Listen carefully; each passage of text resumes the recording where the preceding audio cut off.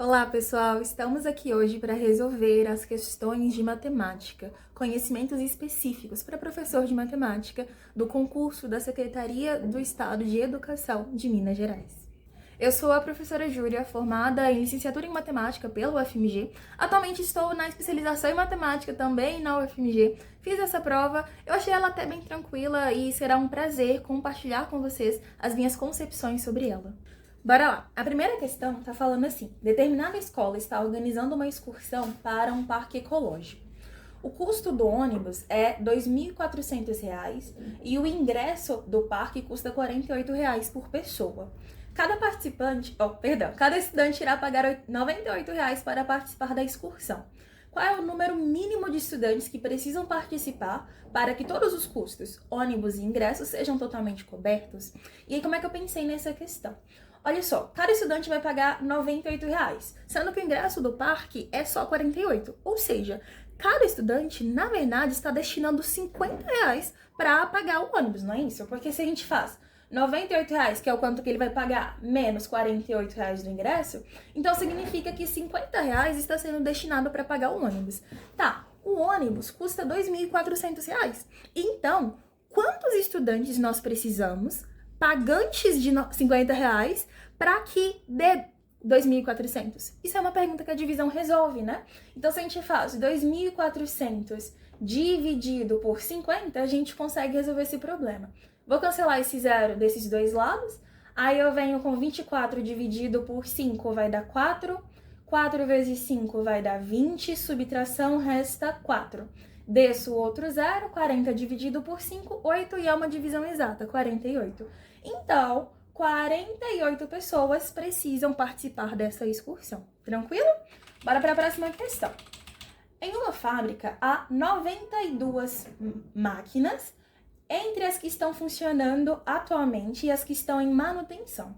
Se o número de máquinas funcionando fosse aumentado em 8, esse novo total seria o triplo do número de máquinas que não estão em manutenção. Quantas máquinas estão funcionando atualmente? Pessoal, então se nós temos 92 máquinas, nós temos as máquinas que estão funcionando, mais as que estão com defeito, e isso precisa totalizar 92, ok? Então, só ressaltando, o X é as que estão funcionando e o Y é os que não estão funcionando, beleza? Tá, e aí tá falando aqui, se a gente aumenta o número de máquinas funcionando em 8, ou seja, se a gente pega o X e soma 8, isso aqui vai ser o triplo das máquinas que estão em manutenção, certo? Então, daí o que dá pra gente fazer? Joga esse 8 subtraindo pro outro lado e substitui esse valor no X que tá bem aqui. Então, a gente ia ficar com 3y menos 8 mais y é igual a 92. E daí a gente só resolve essa equação. Então, aqui ficaria 4y é igual a 92 mais 8. 92 mais 8 é 100, né, pessoal? Então, a gente está aqui com 4y igual a 100. Passa esse 4 dividindo, 100 dividido por 4, 25. Então, o y é igual a 25. Então, significa que nós temos 25 máquinas com defeito. Mas, aí você pode ter ficado atentado a marcar o 25, mas cuidado, perguntou aqui quantas máquinas estão funcionando. E pra gente aqui nesse contexto, as que estão funcionando a gente colocou como sendo x, né? Então, a gente precisa voltar para substituir na expressão aqui em x, beleza? Então tá, se o y é 25, então a gente ficaria com x mais 25 é igual a 92.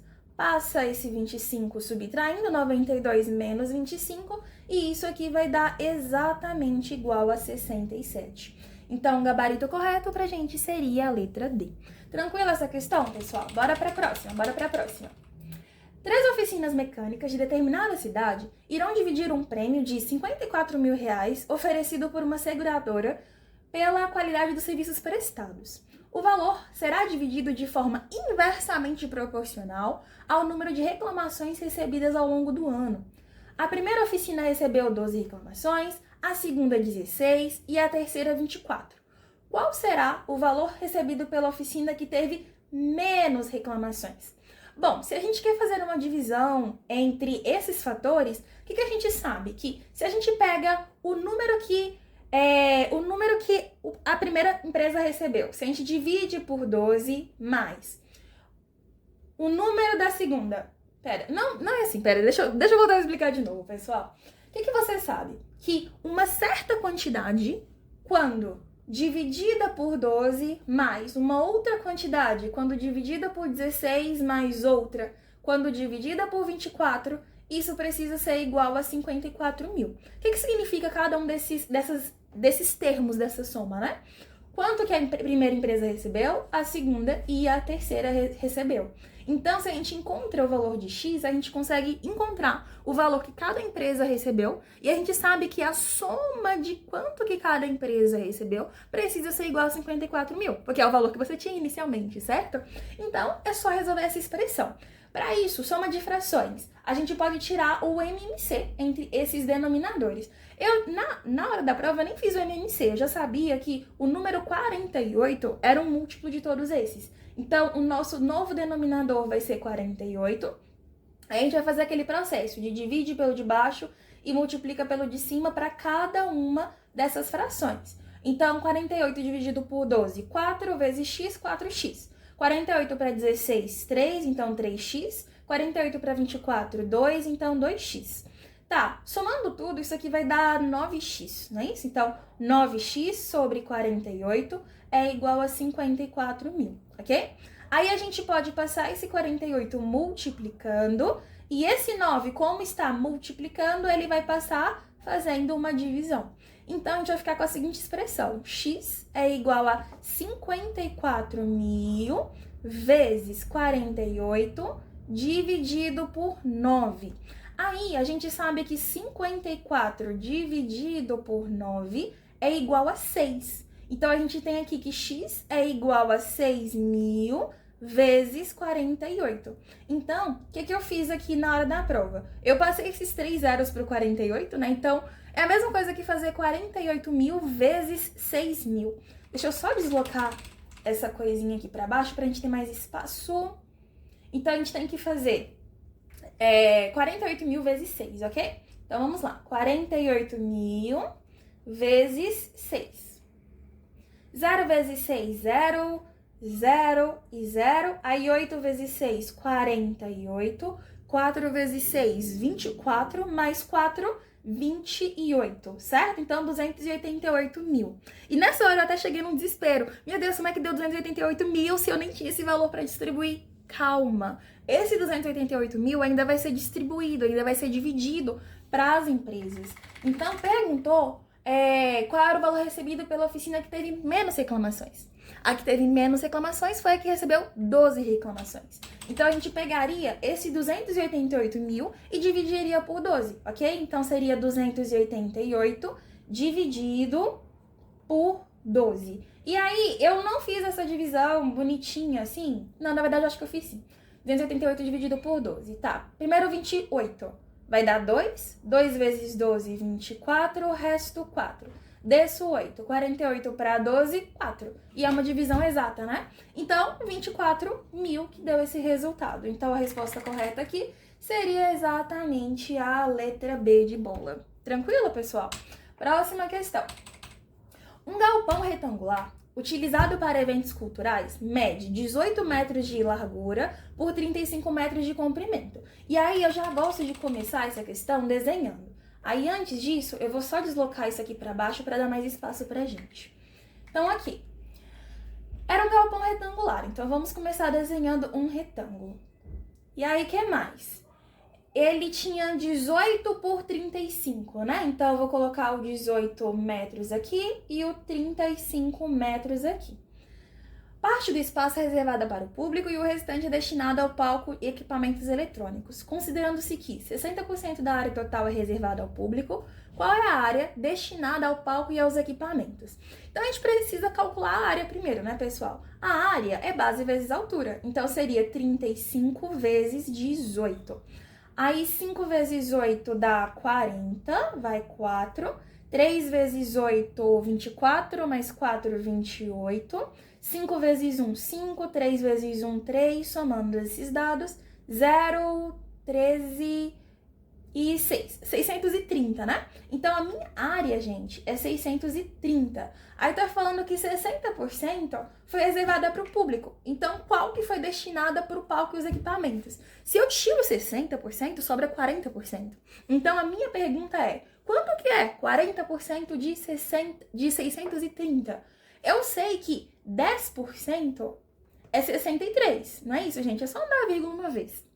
Então, 40% vai ser 63 vezes 4. Então, 3 vezes 4 dá 12, vai 1. 6 vezes 4, 24, mais 1, 25. Então, resposta correta, 252, letra B, mais uma que foi bem tranquila. Agora, essa... Ah, tá, eu baguncei essas duas aqui, calma aí.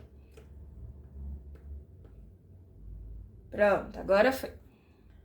Vamos lá, essa 38 aqui. João investiu R$100 em uma aplicação financeira que rende juros compostos anualmente.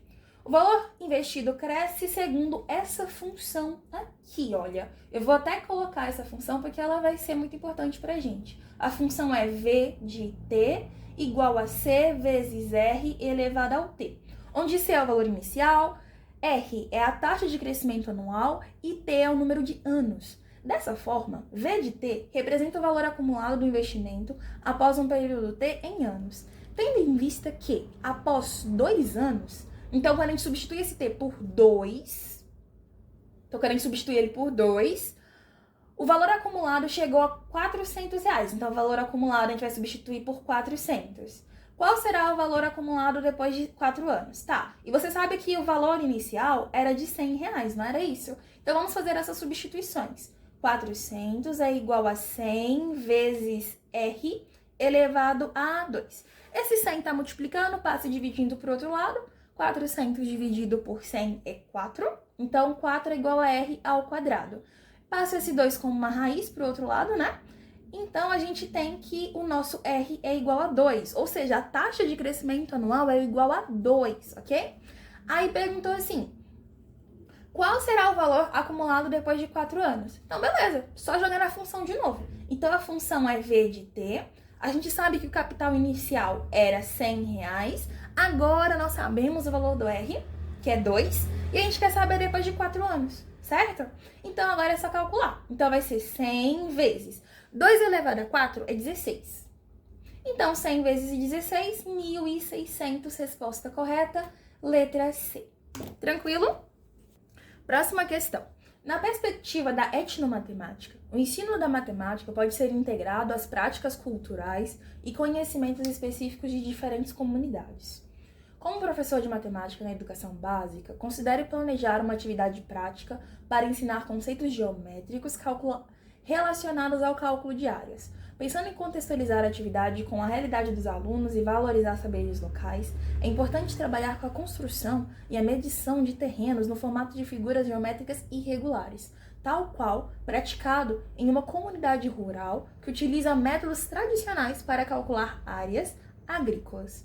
Qual das estratégias a seguir relacionada é mais adequada e alinhada aos princípios da etnomatemática para conduzir essa atividade? Então, gente, a etnomatemática é quando você, enquanto professor, se insere em um grupo étnico, em um grupo cultural, e você tenta resgatar as tradições daquele grupo para você levar em consideração na hora de ensinar. A ideia não é excluir as tradições, sim integrar elas ao seu ensino, e ao mesmo tempo não é focar somente nelas, é você tentar ver como que essas relações históricas e étnicas se contextualizam com a matemática formal que você, professor, está tentando ensinar. Basicamente, a etnomatemática é isso. Letra A. O que você deveria abordar como estratégia? Desconsiderar os métodos tradicionais da comunidade? Gente, aí você já descarta daqui, né? Não, você não tem que desconsiderar os métodos daquela comunidade. B. Levar os alunos ao campo e ensinar o uso exclusivo de instrumentos modernos, ignorando os métodos tradicionais utilizados. A ideia não é ignorar, é resgatar. Letra C. Apresentar os métodos tradicionais da comunidade e compará-los com as fórmulas matemáticas clássicas, promovendo uma reflexão sobre a eficácia e as limitações de cada abordagem. Com certeza é essa a questão. Letra D. Ensinar exclusivamente os métodos tradicionais, como curiosidades históricas, sem explorar sua relação com os conceitos formais da matemática ou com outras formas de abordagem geométrica. Não, porque essa letra D, você está excluindo aquele grupo de ter o conhecimento da matemática formal também. A ideia é integralizar, nem focar só em um e nem só no outro, certo? É fazer a junção dessas duas vertentes. Então, bora lá, próxima questão. Durante o treinamento de brigada escolar, a professora de matemática propôs um desafio. Os alunos deveriam calcular a altura de determinada escada que será utilizada para acessar um ponto elevado em segurança. A escada, quando posicionada, forma um triângulo retângulo. Então, vamos desenhar aqui o triângulo retângulo. Aqui. Com o chão e a parede. Sabe-se que a distância entre a base da escada e a parede é 3 metros e o comprimento da escada é de 5 metros. Qual é a altura alcançada pela escada na parede? Gente, isso aqui é uma tripla pitagórica, né? 3, 4 e 5. Então, automaticamente, esse x é igual a 4. Tá, mas se você não lembrasse que era uma tripla pitagórica, usasse o teorema de Pitágoras. Hipotenusa ao quadrado é igual a um dos catetos ao quadrado mais o outro cateto ao quadrado. Aí aqui vai dar 25 é igual a 9 mais x ao quadrado, passa esse 9 subtraindo. 16 igual a x ao quadrado, passa o 2 como raiz. Raiz de 16 é 4, então x é igual a 4. Beleza? Essa questão foi bem tranquila também. 42. Em determinada escola, os alunos estavam estudando sobre formas geométricas e decidiram medir a mandala, que estava na biblioteca, que possui formato de círculo. Eles observaram um arco correspondente a um ângulo de 30 graus e o comprimento desse arco foi medido como 2π sobre 3. Ou seja, você estava com esse círculo que está aqui na figura, gente. Eles observaram essa angulação de 30 graus bem aqui. E aí, eles concluíram que a medida desse arco aqui, ó, correspondente ao 30 graus, era exatamente 2π sobre 3 centímetros. Com base nessas informações, eles fizeram esse esboço, tá? Então, quer saber a área total da mandala? Gente, olha só. O comprimento da circunferência é dado por 2πr, não é isso? E você não sabe qual é o raio. Tá, mas esse é o comprimento total do círculo. E você só tem o comprimento referente a um ângulo de 30 graus. Então, a pergunta é, qual é a razão que o 30 graus tem com o círculo inteiro? Ou seja, 30 graus vale qual proporção de 360, entendeu? Então, 30 graus, quando você compara com 360, dá uma proporção de 12, ok? Se você pega o 30 e multiplica por 12, você chega de volta no 360. Então, esse comprimento que os meninos encontraram, de 2π sobre 3, era o comprimento do círculo dividido por 12, ok?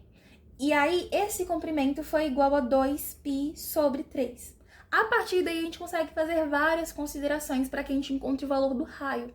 Então, olha só, se a gente passa esse 3 multiplicando para o outro lado, e esse 2π... Não passa o 3 multiplicando. Nosso objetivo é isolar o R, né? Perdão, então faz o contrário. Pega esse 2π e passa dividindo para cá. Então, você ia ficar com R sobre 12 é igual a 2π sobre 3 vezes 2π, não é isso? Pode cancelar o 2π de cima com o de baixo. Agora, passa esse 12 que estava dividindo, multiplicando para o outro lado. Então, o raio vai ser igual a 12 sobre 3, que é igual a 4. Descobri o valor do raio, certo? A pergunta queria o que da gente? A área total da mandala. Então tá, a área de círculo, tranquilo, gente, é πr ao quadrado. E você acabou de descobrir que o raio é 4. Então, vai ser π vezes 4 ao quadrado, que é a mesma coisa que 16π. Então, a resposta correta está aqui na letra C de casa. Tranquilo? Bora lá! Durante a aula de matemática, a professora propôs um desafio para resolver um problema de organização na sala. Ela pediu que 4 alunos calculassem o produto escalar entre 2 vetores, e os 2 com maiores resultados seriam responsáveis por organizar os materiais da próxima atividade prática. E aí os alunos receberam esses vetores. Tá, quais são os 2 alunos responsáveis pela organização na próxima atividade prática? Então a gente tinha que calcular o produto escalar. Se você não lembra, gente, produto escalar é basicamente igual a que tá a Ana. Ela tinha 3,2 e 4,3. Produto escalar é você fazer o produto coordenada a coordenada. Então, x com x, ou seja, 3 vezes 4 e soma. Coordenada y com coordenada y. 2 vezes 3. Então, isso aqui daria 12 mais 6, totalizando 18. Beleza? Aí chega o Bruno. O Bruno era 1,5 e 3,2. Aí, de novo, x com x, então 1 vezes 3, y com y, 5 vezes 2. Então, isso aqui dá 3 mais 10, que dá 13. Clara, 6, 1 e 2, 3. Então, seria 6 vezes 2 mais 1 vezes 3, que dá 12 mais 3, que é igual a 15. Aí, o Diego, 4, 4, 1, 2. 4 vezes 1 mais 4 vezes 2. Então, dá 4 mais 8, que é igual a 12. Então, os maiores valores foi esse 18 e esse 15. Então, foi a Ana e a Clara. Resposta correta, Ana e Clara, letra A. 46. A Secretaria de Educação de uma certa cidade irá avaliar a eficiência de contratos para transporte escolar nas regiões rurais do município. Sabe-se que os dados coletados envolvem o número de alunos transportados por um veículo em 10 rotas escolares contratadas. A análise incluirá medidas estatísticas para identificar discrepâncias e melhorar o planejamento do serviço. Os dados coletados foram esses. E aí pergunta a mediana. Professores, mediana, vocês primeiro organizam os dados em ordem crescente e pegam os valores do meio, não é isso? Então vamos começar a organizar esses dados em ordem crescente. Eu até fiz alguns risquinhos no dia. Então, primeiro 10, aí eu risco porque eu peguei ele. Depois o outro 10, depois o outro 10, aí depois a gente pega o 11 que tá aqui, aí depois a gente pega o 12, depois vai ser o 14, depois o 15, depois o outro 15, depois o 17 e por fim o 18. Organizou em ordem crescente? Agora pega os valores do meio. 1, 2, 3, 4, 5 e 6 vai ser esses dois, né? Então agora é só fazer uma média aritmética entre esses dois valores. Então 12 mais 14 dividido por 2. 12 mais 14 é 26. E se a gente dividir 26 por 2, a gente vai encontrar 13. Então a resposta correta é a letra C. Tranquilo?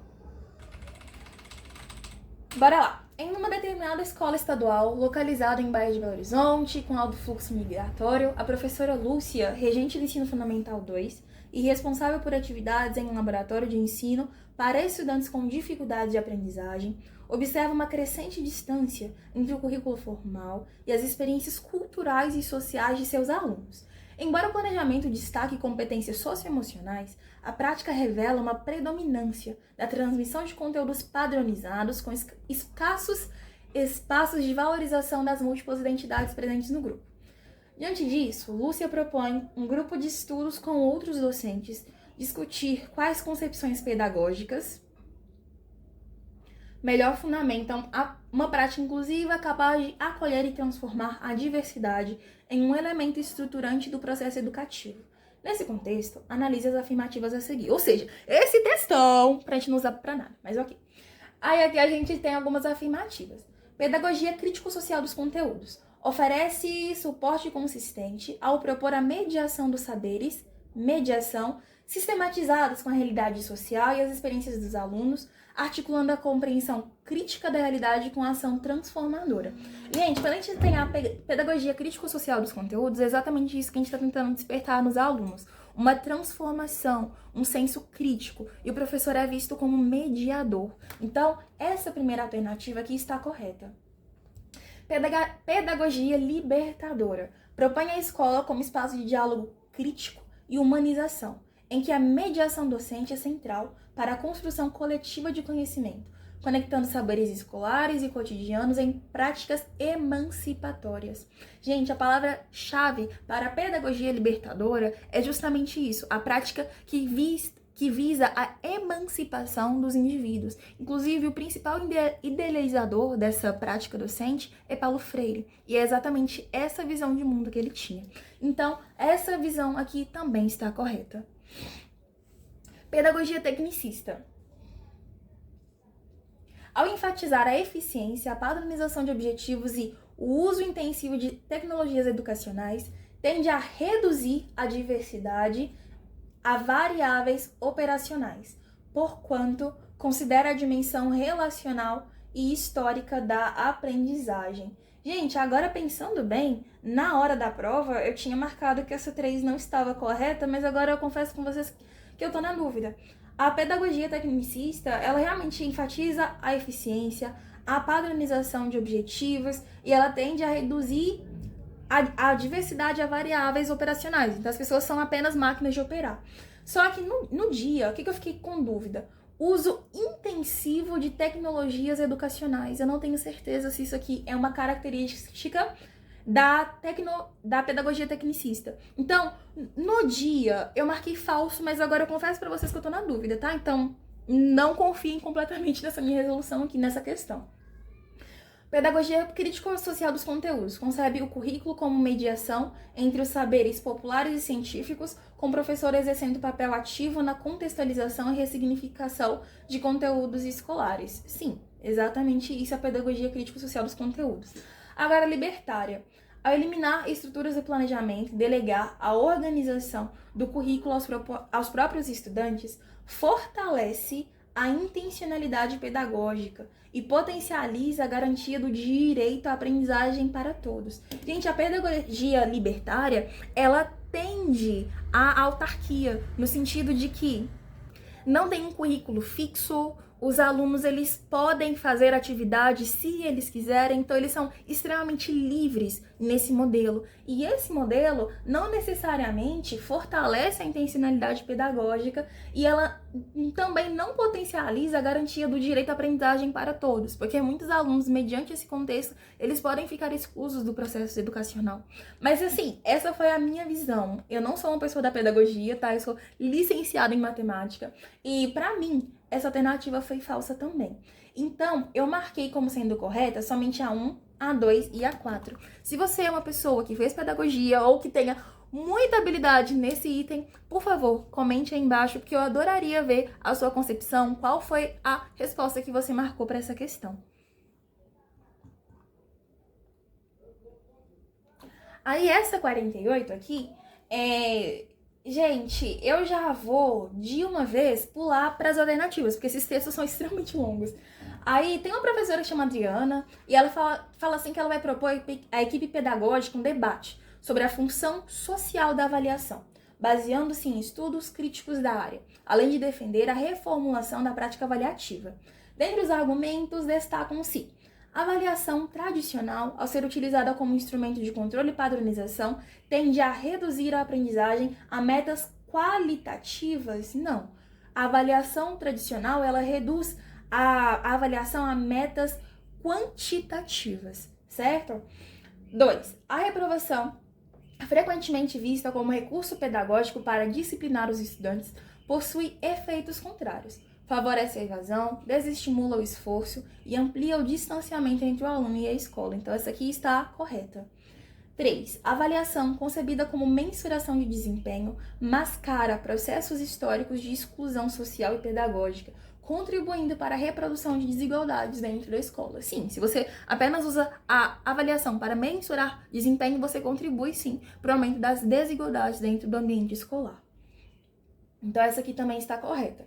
A reforma das práticas avaliativas exige, sobretudo, a adoção de novos instrumentos tecnológicos, não necessariamente, como plataformas digitais e softwares de análise de desempenho, que garantem maior precisão na identificação de melhores estudantes. Gente, quando a gente vê melhores estudantes aqui, a gente já desclassifica de cara, né? Não, a reforma das práticas avaliativas não tem a ver com classificar quem é o melhor estudante, quem é o pior estudante. A visão pedagógica atual, ela não tem isso de ficar classificando os alunos em melhores e piores, igual na pedagogia tecnicista, ok? As práticas avaliativas emancipadoras devem considerar o estudante em sua totalidade, de forma hierárquica, e esse hierárquica é o que pegou aqui, ampliando os estímulos intelectuais, culturais, físicos e emocionais, nesta ordem, com foco na construção coletiva e contextualizada do conhecimento. Então, as práticas avaliativas, Elas devem sim considerar o estudante em sua totalidade, mas não deve ter essa hierarquia de que o intelectual é o mais importante, depois o cultural e o físico. Não tem essa hierarquia. Então, por esse motivo, essa alternativa ficou como sendo incorreta. Eu marquei que somente a 2 e a 3 estavam corretas, portanto, seria a letra B, ok?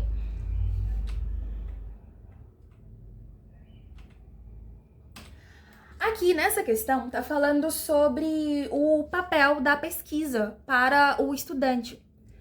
O estudante não, perdão, para o docente. E aí, aqui eu já vou pular logo para as alternativas, tá? Aí tá falando assim que a pesquisa permite na prática docente que o professor atue como investigador de sua própria realidade pedagógica, até aí tá ok? Promovendo a produção de saberes descontextualizados que qualificam a ação educativa. Não, gente. Produção de saberes contextualizados àquela realidade, né? Tá, então essa aqui tá falsa. A pesquisa etnográfica, já falamos sobre o que seria a etnomatemática, né? E a pesquisa-ação são estratégias validadas para que o docente observe, analise e transforme sua prática, aproximando teoria e realidade escolar. Sim, exatamente isso. A pesquisa deve primar pela aplicação de metodologias quantitativas rigorosas. Gente, não precisa nem ler o resto, acabou aqui. Não, gente, por que a pesquisa deve focar em metodologias que quantificam os estudantes e de forma rigorosa? Não, de forma alguma. Então, essa aqui está falsa também. A pesquisa favorece a constituição de comunidades de aprendizagem entre professores, promovendo o desenvolvimento profissional coletivo e a inovação pedagógica. De fato, quando um professor ele faz pesquisa educacional, isso fortalece a pesquisa científica entre todos os outros professores. Isso contamina os outros professores também, certo? E, consequentemente, acaba tendo uma inovação, uma transformação dentro daquela escola. A pesquisa tem relevância para o professor quando reside na sua habilidade de atuar como pesquisador prático, engajando-se ativamente na pesquisação ou na pesquisa etnográfica, para diagnosticar e intervir em problemas do ensino. Isso aqui está verdadeiro também. Então, eu marquei, pessoal, que a resposta correta seria a letra C aqui nesse caso. E pra gente fechar com chave de ouro, aqui, essa questão, vocês podem pausar para ler o enunciado com calma, mas ela tá falando sobre proposta inclusiva e, inclusive... Isso, tá falando sobre uma educação inclusiva aqui, beleza? Vamos analisar os itens. A organização de um currículo inclusivo também exige o reconhecimento de que a experiência de vida do professor interfere nas intencionalidades pedagógicas, o que torna o currículo uma construção relacional e dinâmica. De fato, o currículo é mesmo uma construção relacional e dinâmica. Só que agora, o que me pegou nessa questão, gente, é que a experiência de vida do professor interfere nas intencionalidades pedagógicas. Eu vi muitas pessoas debatendo que essa questão estaria verdadeira. Só que eu fiquei pensando sobre o papel de neutralidade e imparcialidade do professor também, sabe? Será que a prática de vida do professor deveria interferir no currículo pedagógico, na intencionalidade pedagógica? Eu não sei se isso estaria correto, certo? Então, eu marquei falso, só que eu já vi pessoas falando que isso aqui poderia estar verdadeiro. Bora lá. Embora a flexibilização curricular seja desejável para atender a diversidade, ela deve se subordinar a modelos de avaliação externa. Não tem nada a ver isso daqui, gente. O compromisso com a qualidade exige homogeneidade na medição dos resultados de aprendizagem. Não, a gente não tem que ter uma educação com compromisso de ir bem nas avaliações externas. Nosso objetivo deve ser o pleno desenvolvimento do educando, não ir bem em uma avaliação externa. Então, essa aqui estaria falsa por esse motivo. A subjetividade do aluno e as relações sociais em que ele está inserido devem ser consideradas como parte integrante do planejamento curricular, contribuindo para uma ação pedagógica significativa e situada. Sim, contextualizar como é que está a vivência social, o contexto socioeconômico daquele aluno, tudo isso é muito importante, sim, para a construção de um bom currículo.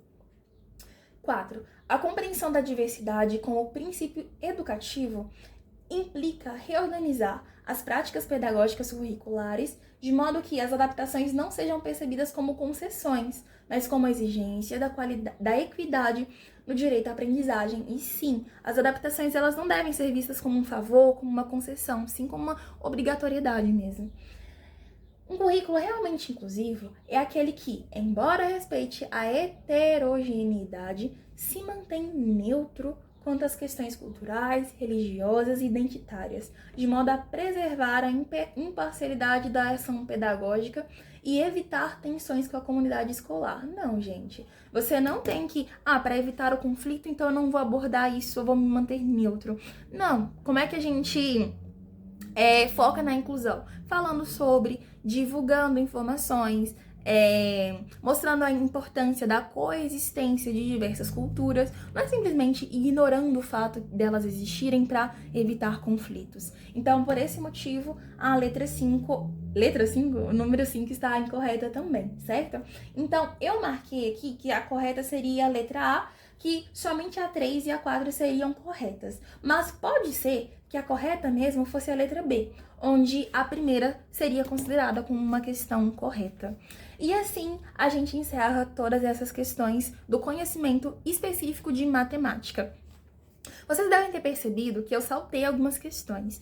Essas questões que eu saltei era porque eu não tinha certeza do gabarito. Então eu preferi trazer as que eu tinha certeza para ajudar vocês do que ficar com muitas hipóteses aqui nesse vídeo. Esse não era o meu objetivo. Então eu espero que vocês tenham gostado da resolução. Não esqueçam de se inscrever no canal e eu vejo vocês na próxima. Tchau!